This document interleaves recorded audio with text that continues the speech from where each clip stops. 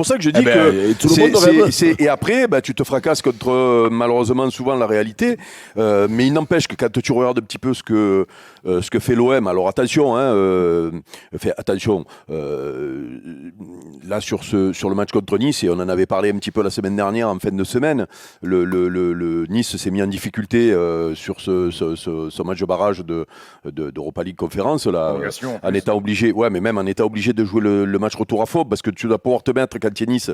Bon, ils sont en difficulté, donc c'est pour ça qu'ils n'ont pas fait, mais normalement, tu devrais pouvoir te mettre à l'abri pour le match, tu vois, voilà. Là, ils se sont mis en difficulté en faisant 2 heures le jeudi soir, et l'OM a fait le job, et a fait le job plutôt bien.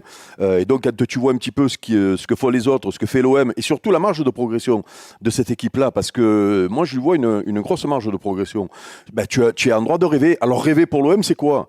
Rêver pour l'OM, c'est être encore une fois sur le podium, même plus que sur le podium, viser la 2e place. Si tu titilles le PSG un moment, ça fera des confrontations quand elles vont arriver, parce que je crois qu'elle arrive en novembre, c'est ça, un peu avant la trêve de la Coupe du Monde, je crois, la confrontation, elle n'arrive pas non, c'est en octobre. En octobre, encore mieux. Voilà, encore mieux. Donc si au moment de jouer ce match-là, tu n'es pas loin, on va me faire des tonnes, et nous les premiers, et on ne va pas se priver. Et ensuite, en Ligue des Champions, on répète ce qu'on a dit vendredi, mais on va être attentif à ce qui se passe sur les semaines à venir. Tu as le droit de te dire, il y a un 8e de finale à jouer, et rien que ça, c'est énorme pour le football français, parce que on met Paris de côté, qui a de grandes ambitions et qui arrive souvent presque au bout. Pour un club français, sortir de la poule, c'est devenu presque une anomalie, tu vois, même si Lille l'a fait. Donc, oui, tu as le droit de rêver, et moi, je pense que l'équipe, et on va attendre parce qu'il y aura peut-être encore du recrutement, mais avec l'arrivée en plus de Bailly derrière, parce que moi j'avais quelques réserves sur la défense centrale, moi je pense que l'équipe est meilleure que l'an dernier.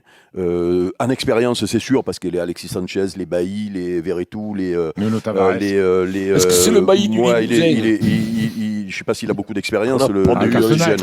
Oui, non, mais je parle sur le niveau européen, tu vois. Chancel Bemba. Bemba, donc tu as un plus à ce niveau-là. Et moi, et on va attendre, parce que hors de question de tirer des enseignements de 4 matchs, mais moi, ce que je vois pour le moment me plaît, dans le sens où moi, j'aime des latéraux qui centrent et du monde dans la surface. Voilà, bon, moi, la passe à 10, je ne suis pas fan de la passe à 10 et des matchs de hand qu'on faisait l'an dernier. Bon, il y en a qui étaient fans, et puis ça s'est bien passé en plus, puisqu'on finit seconde, donc il n'y a rien à dire par rapport à ça. Mais sur ce que je vois là, ça me plaît. J'avais hâte de voir Payet, Alexis, ensemble, on a vu ce que ça peut donner, parce que techniquement ils parlent un peu le même football.